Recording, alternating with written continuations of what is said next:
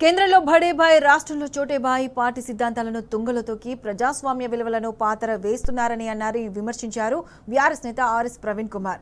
Machine Bhagiratha మాజీ vice chairman Uppala Venkatesh Rangareddy జిల్లా ఆమనగల్లిలో Congress BJP కుమ్మ ఆగ్రహం వ్యక్తం చేశారు. స్వతహాగా ప్రజల్లో గెలిచే దమ్ము లేక దొడ్డిదారిన గెలిచారని విమర్శలు గుప్పించారు.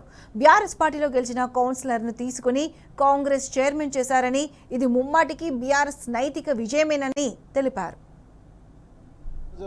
మరి ఆమన్గల్ మున్సిపల్ చైర్మన్ మరియు వైస్ చైర్మన్ ఎన్నిక ప్రజాస్వామ్యాన్ని అపహాసం చేస్తూ కాంగ్రెసు బీజేపీలు అపవిత్రంగా చేతులు కలిపి చేసిన ఒక భారీ కుట్ర.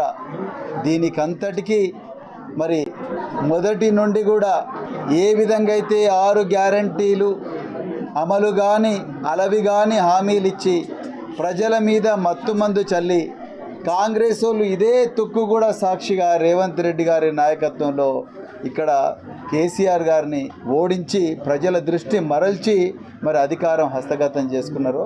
అదేవిధంగా ఈరోజు ఆమన్గల్ మున్సిపాలిటీలో వైస్ చైర్మన్ ఎన్నిక కూడా ఆ ముఖ్యమంత్రి కార్యాలయం నుంచే దీనికంతా కూడా భారీ కుట్ర జరిగింది.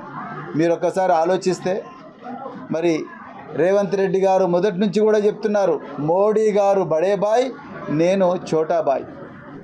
మరి 2023లో ఇదే కల్వకుర్తి నియోజకవర్గంలో కసిరెడ్డి నారాయణ రెడ్డి గారు కాంగ్రెస్ అభ్యర్థిగా, అదేవిధంగా తల్లోజీ ఆచార్య గారు బీజేపీ అభ్యర్థిగా పోరాటం చేసిండ్రు. ఒకరికొకరు తిట్టుకున్నారు, కొట్లాడుకున్నారు, అన్నీ అయిపోయినాయి. కసిరెడ్డి నారాయణ రెడ్డి గెలిచిండు, ఆచార్య ఓడిపోయిండు.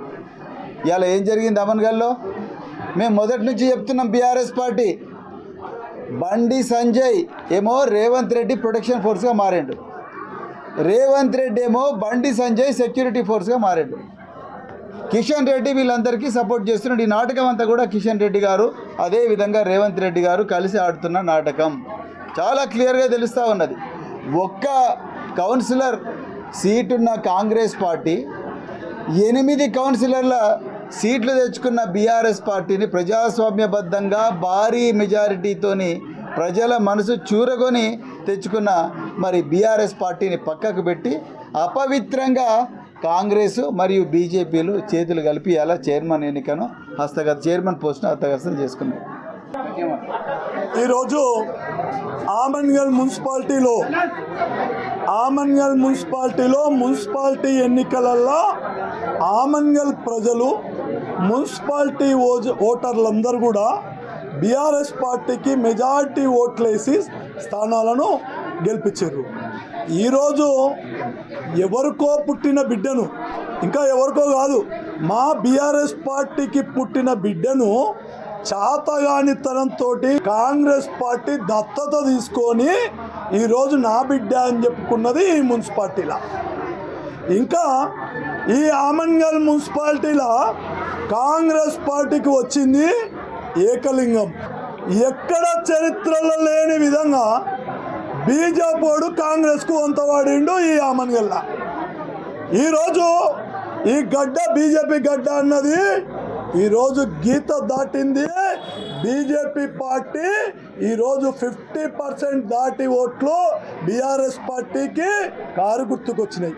ఈరోజు ఆమన్గల్లా ఏ సమస్య ఉన్నా కానీ ఎన్నో సమస్యల మీద మేము చాలా విషయాలలో కానీ, ఆర్థిక విషయాలలో కానీ, సామాజిక విషయాలలో కానీ, అలాగే ఎంతోమంది చనిపోయిన విషయాలలో కానీ, ఇలా చెప్పుకుంటూ పోతే నిరుపేద విద్యార్థులకు కానీ ఎంతోమందికి సేవ చేసినాం.